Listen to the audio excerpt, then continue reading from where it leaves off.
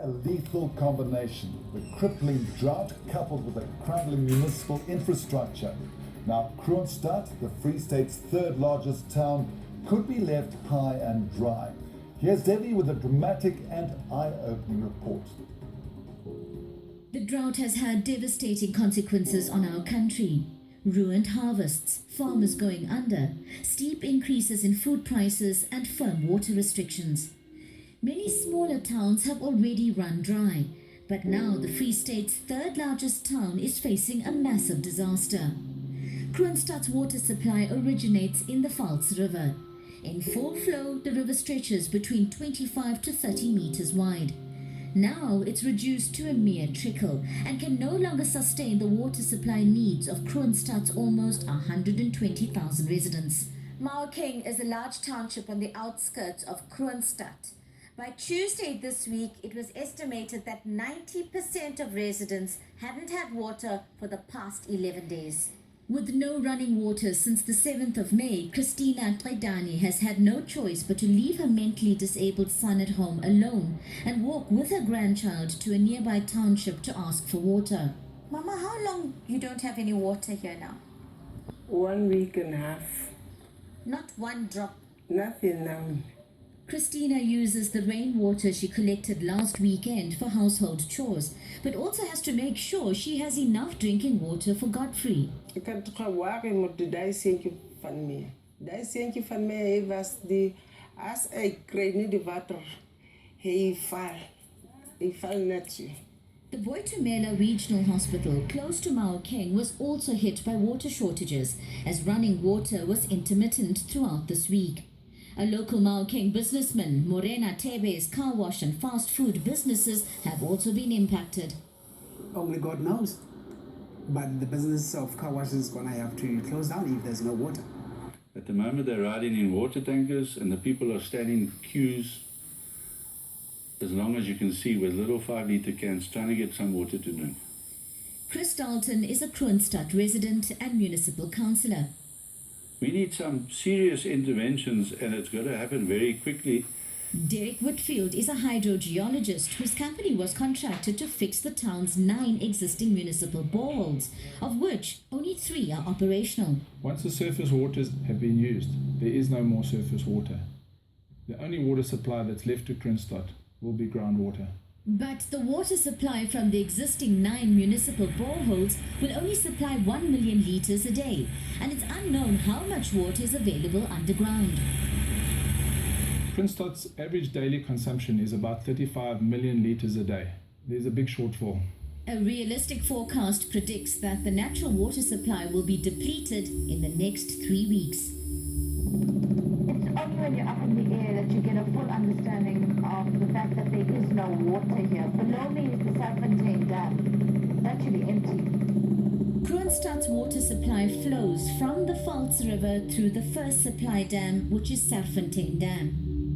Spassky Geldenhuys is the chairperson of Kroonstad Business and Tourism. All the dams in Kroonstad is at a 0% level, like the one we're standing in now. Because we're standing in the dam now. This is in the riverbank. This is supposed to be full at least. There should be people sitting here and catching fish. From here, the water flows on towards the Groblersdam Dam, from where water is pumped into Bloemhoek Dam. This picture of the water level in the Bloemhoek Dam was taken less than a month ago. Since then, the water level has dropped drastically. Bloemhoek serves as a storage dam for the city of Kroonstad. We're flying over what used to be the dam, but as you can see, there's absolutely nothing here besides a little water and flamingos. With enough water that can be pumped into our storage dam, Bloemhoek Dam, of 26,000 megalitres capacity, divided by 35 megalitres per day demand, we can have enough water for 2 years. Tereen Herter is the editor of Kroonstad's local newspaper. Either the cables to the pumping station has been stolen right under the nose of the 24-hour security company, or it's not maintained, or it's in for maintenance. it's never ever working at 100% capacity. The municipality has confirmed that since the cable theft, they have increased the number of security guards, and currently only 2 of the pumps at Grobler's Dam are working. Added to this, there are serious questions surrounding the infrastructure and maintenance of the water supply systems. At least 30% of the blame should be fair and square on the municipality for not planning ahead, for not maintaining the existing water systems that we got, dams, boreholes, for not implementing water restrictions timelessly.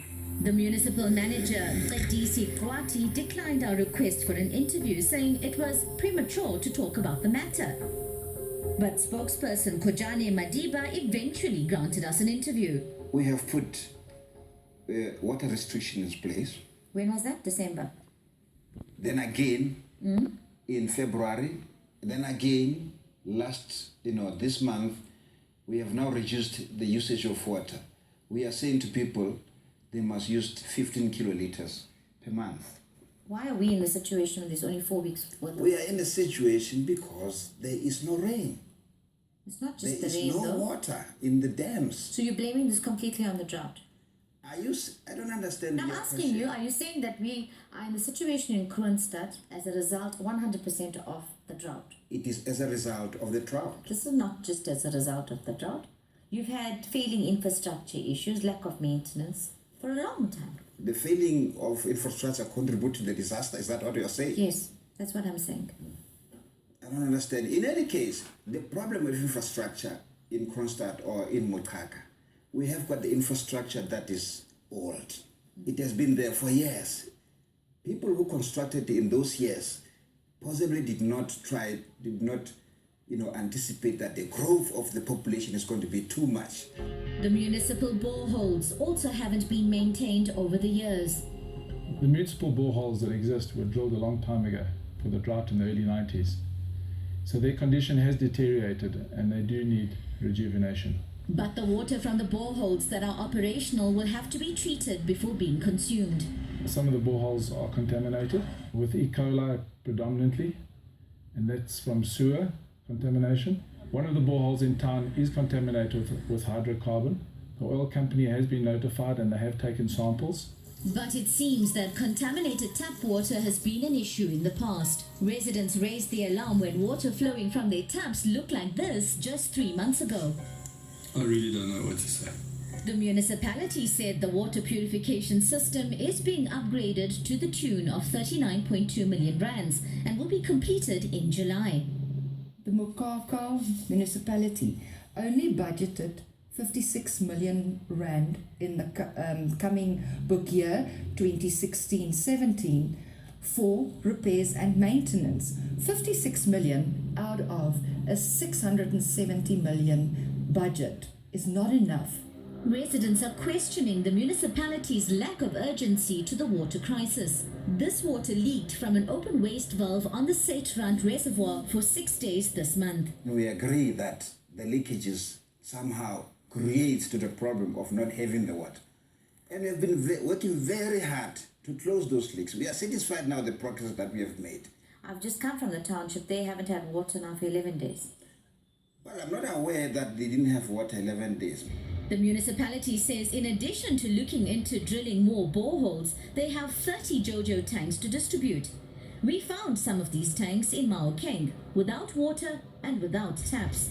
And even with all the boreholes functioning, the water supply won't be nearly enough, especially not for the town's major industries. A lot of business is totally dependable on water. You've got the big abattoirs, country meat and sissy chickens. Those people employ more than 1,000 people. That's just the people working there, that's not the households. David Niemann is Country Meat's financial director. If we slaughter 275 units a day, we'll use 275,000 litres of water. We are in a fortunate position that we have alternatives, other possibilities to look at. Country Meat and CC Chickens have been drilling on their properties to find themselves their own water supply. I believe that weighing up of life versus sustainability of business is going to come to the fore very soon. And the water shortage is creating another big problem. The town needs at least 4 million litres of water to be flushed down the sewers every day in order for the sewers not to be blocked up. If you're a resident and you only have 20 litres of water, would you throw that in your toilet system or would you rather use it? In times of crisis, people stand together. This was evident in the human chain that formed within minutes after 2 trucks with donated water arranged by Water Shortage South Africa arrived in Kroonstad this week. We're going to have to take hands with your neighbors getting water, but we're looking at everybody, regardless of any classification. It doesn't matter if you have money or not, you're going to bath out of buckets. It's really getting serious. And we